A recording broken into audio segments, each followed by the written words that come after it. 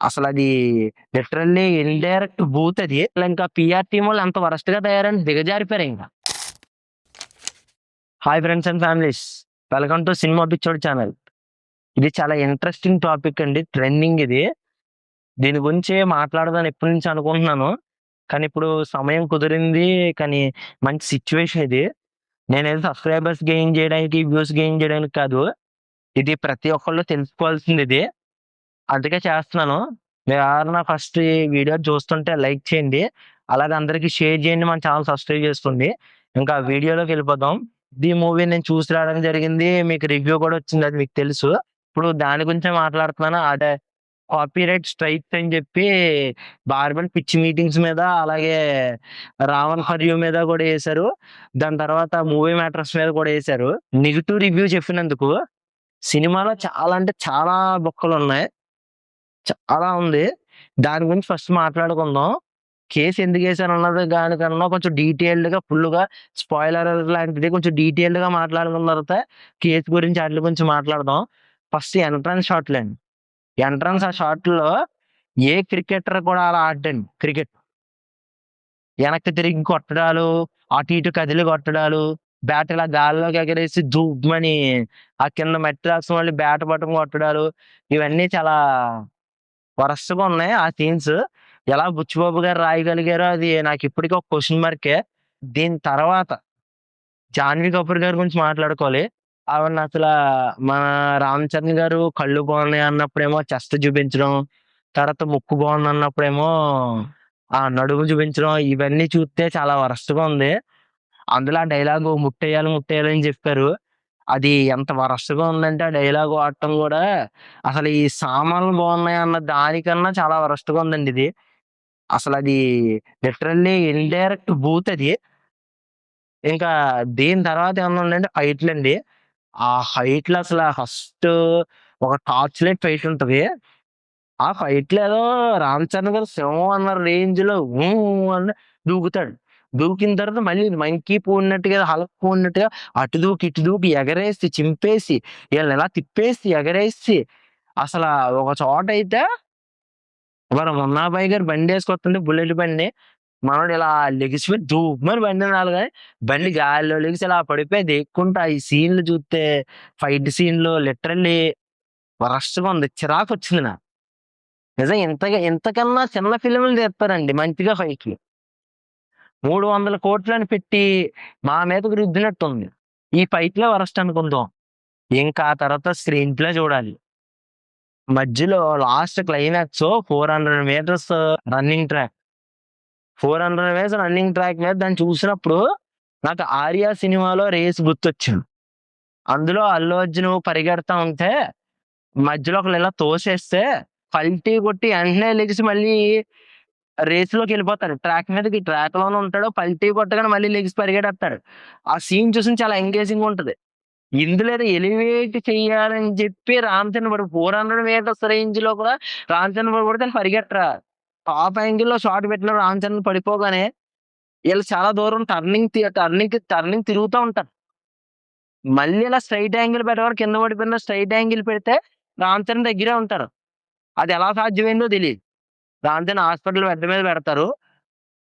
పెట్టిన తర్వాత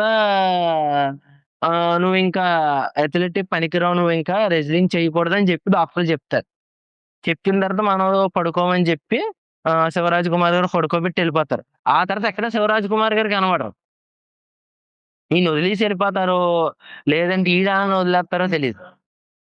మనోడు వచ్చేద్దాం అని చెప్పి మళ్ళీ ట్రైన్ ఎక్కుతాడు. ట్రైన్ ఎక్కి ఆలోచించేసి సడెన్‌గా వచ్చి మనోడు ట్రైన్ బయట కాలు పెట్టి కాలు ఇరగ్గొట్టుకుంటాడు. మళ్ళీ రక్తం ఎలా కారుతది 1, 2 బొట్లు కాదు. జలధారలా కారద్ది. మనోడికి ఎక్కడ కనీసం మనోడు ఎక్కడంటే స్ట్రెచ్చర్ మీద పడుకునే దాకా మనోడసల ఏ సౌండ్‌లు చేయడు. గిలగిల కొట్టుకోడు. కానీ గిలగిలా కొట్టుకుంటాడు. షివర్ అయిపోతాడు. ఆ తర్వాత ఆపరేషన్ చేస్తారు. కాలనరు. ఆ తర్వాత వెంటనే మనోడు మళ్ళీ లెగ్ లేకుండా ఈ ఎథ్లెట్ అంటే ఫిజికల్ ఎథ్లెట్ అంటారు కదా! మళ్ళీ రన్నింగ్ రేస్‌లో పాల్గొంటారు. కాళ్ళు లేనోళ్ళు అందరూ ఉంటారు కదా! వీళ్ళు. ఆ డైలాగ్ ఒక చోట ఒక డైలాగ్ ఉంటది.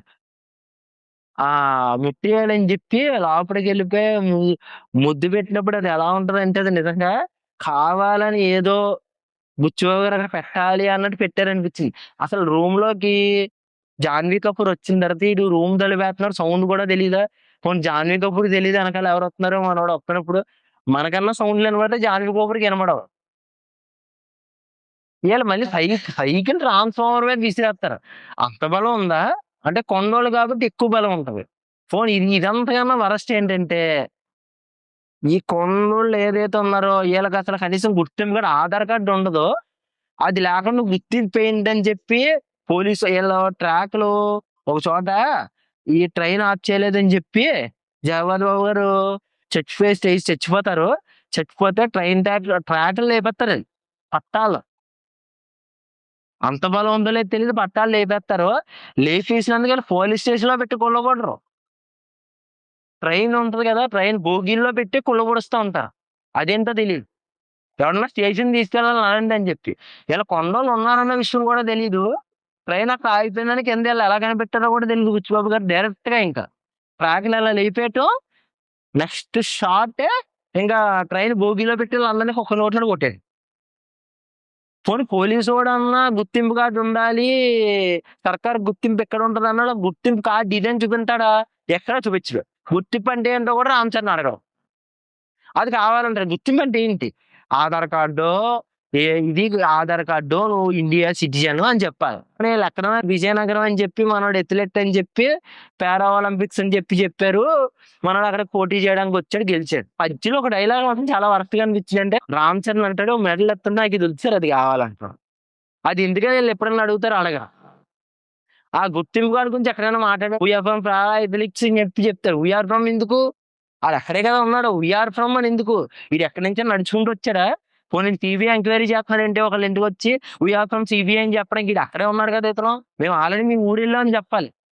మేము అక్కడికెళ్ళాం. అక్కడికెళ్ళినా నీ గురించి ఎంక్వైరీ చేసాం. నువ్వు ఆ ఊరోడివే అని చెప్పారని చెప్పాలి. వి ఆర్ ఫ్రమ్ అంటాడు. ఈడు వత్తే కదా చెప్పాలి. ఈడు అక్కడి నుంచి నడుచుకుంటూ వస్తే వి ఆర్ ఫ్రమ్ అని చెప్పాలి. ఈడెక్కడి నుంచి నడుచుకురారు అక్కడే ఉంటాడు ఈడు. అక్కడే పేపర్ తిరిగేసి వి ఆర్ ఫ్రమ్ అంటాడు. ఆ డైలాగ్ ఎలా రాశారో బుచ్చిబాబు గారు నాకు ఇప్పటికి డౌట్. 200 ఊళ్ళు మళ్ళీ గుర్తింపు లేనివంటాడు. ఎక్కడి నుంచి సంపాదించాడు రామ్ చరణ్ అసల? ఈళ్ళ ఊరికే గుర్తింపు తెచ్చుకుంటాకి ఈడికి ఇది లేదు. ఏం చేయలేకపోతున్నాడు. 1800 ఊర్లు ఎక్కడి నుంచి వచ్చినాయో తెలీదిది. చేసిచ్చారు ఈడికి. 1800 ఊర్లు మొత్తం అసలు గుర్తింపు లేనియి ఉన్నాయని ఎవరో ఒకళ్ళు ఊరు ఊరు వెళ్లి గుర్తింపు లేని ఊర్లెళ్లి కలెక్ట్ చేసుకొని ఈడికి పేపర్‌లు ఇత్తే చూసుకొని అతనొచ్చి ఆ మైక్ ఇత్తారు మనకి. మనం నెగ్గేత్తాం ఎలాగో. పారా ఒలింపిక్స్ కదా! మనమే నంబర్ 1 పొజిషన్‌కొచ్చేస్తాం. మనం నెగ్గానే మెడల్ వద్దని చెప్పి మైక్ ఇచ్చి అందులో చెప్దాం అనుకున్నారేమో. లేదంటే కావాలని రాసారా? పోనీ ఎక్కడో ఒక చోట చూపించాలి గదా! పోనీ మనోడు కాల్ తీసుకున్నాడు. ఈ పాయింట్ మాట్లాడుకుందాం. మధ్యలో ఇంటరాక్షన్ ఇది. కాల్ తీసేసాడు. పారా ఒలింపిక్స్‌కెళ్ళాలన్నది ఎవరో ఒకళ్ళు చెప్పాలి కదా! పోనీ మనం ఏదో ఒక చోట ఇలా పెడతాం. అంటే ఇలాగా కంచి దగ్గర చూడగానే ఆళ్ళ హాల్ లేదు కదా! పారా ఒలింపిక్స్ చేస్తున్నారంటే మన రామ్ చరణ్ గారు కూడా అన్నీ కాలేజీలకు కొట్టుకుంటే పారా ఒలింపిక్స్ తీసుకున్నారనుకుంటున్నాడేమో. మనోడికి కనీసం రన్నింగ్ చేస్తున్నారని తెలియాలి గదా! పోనీ కోచ్ ఉంటారు. కోచ్ ఎలా వచ్చారు వెంటనే? మనల్ని ఎలా తీసుకున్నారు? అది తెలీదు. మనోడు ఇంక ఏ గేమ్‌కెళ్తే ఆ గేమ్. ఈ ఫస్ట్ ఎంట్రన్స్‌లో ఇంకో షాట్ ఉంటది. గేమ్స్‌కి సంబంధించి సెంటర్‌లో ఉంటారు గదా! ఒకతనొస్తాడు. పిటి గురించి తెలుసుకుంటున్నప్పుడు ఆ గ్రౌండ్‌లో సెలక్షన్ జరుగుతుందని తెలిసి వచ్చి ఏం జరుగుతుందని అడుగుతాడు. ఈడికేదో తెలియనట్టుగా. గేమ్స్ గురించి తెలుసా మనోడికి ఏం తెలీదా? ఆ సీన్ అండి బుచ్చిబాబు గారు. ఆ డైలాగ్ కూడా ఏదో హాఫ్ డైలాగ్ చెప్తున్నట్టుగా ఉంటది. చదువు గురించి చెప్తున్నారో, ఏం చెప్తున్నారో అలా ఎలా రాసారో తెలీదు. పోనీ ఆడికొచ్చినా మళ్ళీ రెండోసారొస్తే, "సార్ ఇక్కడ అండర్ 19 సెలక్షన్ జరుగుతుంది సార్. అది వుమెన్స్, ఇది మెన్స్" అంటాడు. ఆ మెన్స్ అన్నవాళ్ళు ఈడు ఒక ప్లేయర్ అడిగి "నీకెవరు ఫేవరెట్ ప్లేయర్" అని ఒకటి చెప్పినారు. మిగతా వాళ్ళు ఇంకా అడగకుండా, "నా ఫేవరెట్ ప్లేయర్ పెద్ది సార్" అంట. ఇలా పట్టుకుంటాడు. ఎందుకో తెలీదు. ఇంకా మనం ఈ ఎన్ని మాట్లాడుకున్నా ఒక్కలే. ఇప్పుడు మనం దేని గురించి మాట్లాడుకుందాం అంటే కేసుల గురించి. మీ అందరికీ తెలుసు. బార్బల్ పిచ్ మీటింగ్స్ మీద కాపీరైట్ స్ట్రైక్‌లేసారు.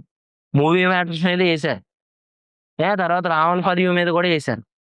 ఈ కాపీరైట్ పీఆరోళ్ళందరూ ఏం చేస్తున్నారంటే రివ్యూవర్లు సినిమా బాగోలేదు అనగానే ప్రేక్షకులందరూ మానేస్తారు సినిమా అనే ఒక మైండ్ సెట్ లో పెట్టేసుకొని మేము అలా చెప్తున్నాం కాబట్టి నెగిటివ్ గా చెప్పడం వల్ల సినిమాకి ఎవరు వెళ్ళరు ప్రేక్షకులు ఎవరు.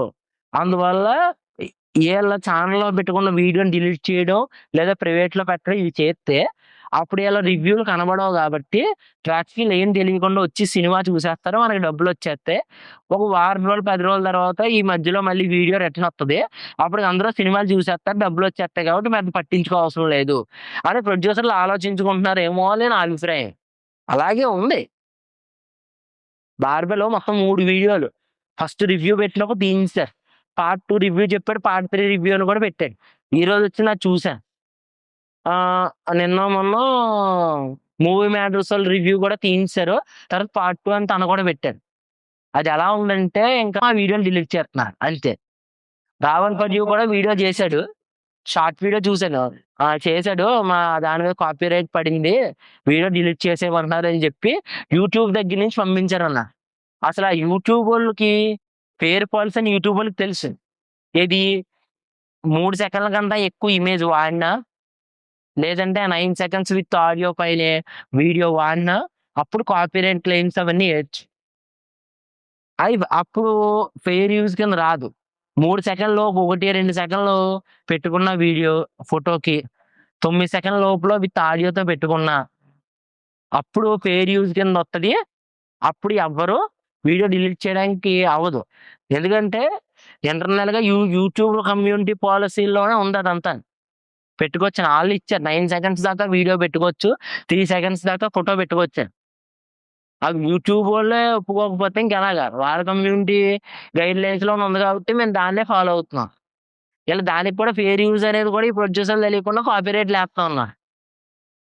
'బార్బన్ పిచ్ మీటింగ్స్‌కైతే జనవరిలోని ఎక్సెప్ట్ 'రాజాసాబ్' తీసేస్తే మిగతా 4 ఆటిలకి 4 కాపీరైట్‌లేసారు. లాస్ట్‌లో 'నారి నారి నడుమురారి' సినిమా బావుందని చెప్పినా కూడా ఏసారు. కానీ నాకేంటంటే నేను 'మనశంకర వరప్రసాద్' బాలేదన్నాను. చాలా మందికి నచ్చింది. 'బార్బెల్‌కి' కూడా నచ్చలేదు. ఇంచుమించు 'బార్బెల్‌లో' నేను కొన్ని పాయింట్స్ ఈక్వల్‌గానే చెప్పా. అంటే కోయిన్సిడెన్స్ అయినియి. నేనేం చూసి చెప్పలేదు. కాపీగా నేను సినిమా చూసా. మేము నచ్చలేదని చెప్పినంత మాత్రాన సినిమా కలెక్షన్‌లు ఆగలేదు కదా! 300,00,00,000 వచ్చినియి కదా! మేము చెప్తే అయిపోయినాయంటే, ఇప్పుడు మేము చెప్పడం వల్ల మీరంటారు మళ్ళీ, మేము చెప్పడం వల్ల కాబట్టి కొన్ని డౌన్ అయినియని కలెక్షన్ లేదంటే 500,00,00,000 వచ్చేద్దని అంటారు. అలా కూడా మాట్లాడి ప్రొడ్యూసర్‌లు ఉన్నారేమో అని చెప్పలా. ఈ నాగవంశీ గారు ఎలా వరస్ట్‌గా తయారయ్యారని ఆయన ఒకానొక ఇంటర్వ్యూలో ఇందులో అని చెప్పారు. మేము ఫేక్ లైక్స్ పుట్టిస్తాం. బుక్ మై షోలో ఫేక్ లైక్స్ పెట్టి మేమే ట్రెండింగ్ చేస్తా ఉంటాం. ఆఖరికి ట్రైలర్‌లకి కూడా మేము వ్యూస్ ఎక్కువ తెప్పిస్తాం మేమే అని చెప్తారు. అది చూస్తే ఎలా ఉంటదంటే అసల ట్రైలర్‌లకి కూడా అంత వ్యూస్ వచ్చేస్తుందని ఎందుకు అనుకున్నాం. ఆయనే చెప్పారు. ఆయనంతట ఆయనే చెప్పినప్పుడు దాన్ని మనం అగ్రీ చేయాలి కదా! సినిమా విషయంలో మేము రివ్యూలు చెప్పగానే మీరొచ్చేసి కాపీరైట్‌లేసేసి, డిలీట్ చేసేసి, ఒక వారం రోజులు అది అలా ఉంచి, వారం రోజుల తర్వాత మళ్ళీ రిలీజ్ చేసంటే, మేము చెప్పినంత మాత్రాన ఎళ్ళకుండా ఉండరు. మా సబ్‌స్క్రైబర్స్ కొంతమంది చూత్తారు. ఇప్పుడు 'బార్బెల్ పిచ్ మీటింగ్స్' 5,00,000 సబ్‌స్క్రైబర్స్ ఉన్నారు. 5,00,000 సబ్‌స్క్రైబర్స్ మొత్తం చూత్తారనుకుంటున్నారా ఏంటి ఈ వీడియో? చూడరు. 1,00,000 2,00,000 మందో చూత్తారు. పోనీ ఆల్‌మోస్ట్ 4,00,000 మంది చూసారనుకుందాం. చూస్తే 4,00,000 వ్యూలు రావాలి కదా! ఎక్కడొత్తాయి? రావు. మీ కాపీరైట్‌లు మీకిష్టం వచ్చినట్టు యేసుకుంటా. మీకు నచ్చినట్టు రివ్యూ చెప్పాలంటే 'బాహుబలి' సినిమాను కూడా బావుందని జెప్తాను.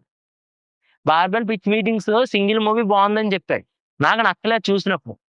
అందులో ఒక సీన్ దగ్గర ఆవిడ మఠం వేసుకుంటా కూర్చున్నప్పుడు కృతిక శర్మ గారు చాలా వరస్ట్‌గా ఉంటది ఆ సీన్. చాలా వల్గర్‌గా అనిపించింది. కెమెరా యాంగిల్ అలా పెట్టగలిగారని కెమెరామాను, డైరెక్టర్ అందరూ అలా చూసారు గానీ, నాకది నచ్చలేదు. ఆ బాలయ్య బాబు డైలాగులు రీమేక్ చేసి పెట్టినట్టే ఉంది. నాకైతే సింగిల్ మూవీ నచ్చలేదన్నా. నేను కొన్ని బావున్నాయంటే బావున్నాయని చెప్తాను. బాలేదంటే బాలేదని చెప్తాను. 'పెద్ది' మూవీలో కూడా మిమ్మల్ని చూడమని మాత్రం చెప్పాను నేను. మీకు నచ్చుతదో లేదో నాకు తెలీదు. నాకైతే నచ్చలేదన్నా. మీరు అర్థం చేసుకోవాలి మీరు. ఇంకెంతకన్నా మనం ఏం చేయలేం. ఇప్పటికన్నా ప్రొడ్యూసర్‌లు అందరూ మారి మంచి సినిమాలు తీస్తే బాగుండదనుకున్నాం. తెలుగు సినిమా ఇండస్ట్రీ ఇంత లోగా అంటున్నాం ఏంటంటే మంచి సినిమాలు తీయకపోవటం ఫస్ట్ థింగు. సెకండ్‌ది నెలకి 2, 3 సినిమాలన్నా వచ్చి, ఇప్పుడు అవి కూడా నెలకో సినిమా రావడం కూడా గగనమైపోతుంది. ఈ ఇయర్‌లో ఎప్పుడో సంక్రాంతికి చూస్తున్నాం హీరోలందరూని. ఈ మధ్యలో ఎవరు మంచి సినిమాలైతే రావట్లేదు. కొంచెం సంక్రాంతినే దృష్టి పెట్టుకోకండి. సంక్రాంతి, దసరా, దీపావళి కాకుండా ఈ మధ్య నెలలో కూడా సినిమాలు రిలీజ్ చేస్తే చూస్తారు అందరూ. ఆదివారం, శనివారాలు సెలవులొచ్చినా ఎళ్లి చూస్తారు. అప్పుడు సినిమా ఇండస్ట్రీ కళకళలాడుతా ఉంటది. మీరప్పుడు మా మీద కాపీరైట్లు ఏసినా, ఏయకపోయినా మేము బాగున్నా, బాలేదన్నా కూడా ఎళ్ళిపోయి చూసేస్తారు. మీరు సరిగ్గా సినిమాలు దించకపోవడం వల్ల నెలకు ఒక్క సినిమా రావడం కూడా గగనం వల్ల ప్రతి ఒక్కళ్ళు డబ్బులు ఆచితూచి చూసుకుంటున్నారు కాబట్టే మా రివ్యూలు చూసి బాగున్నాయో లేదో కొంతమంది చూస్తున్నారు. కొంతమంది బ్లైండ్‌గా ఎళ్ళిపోతున్నారు. ఫస్ట్ రోజు మేము రివ్యూ పెట్టేసినా కూడా ఫస్ట్ రోజు సినిమాకెళ్ళకుండా ఆగిపోతారా?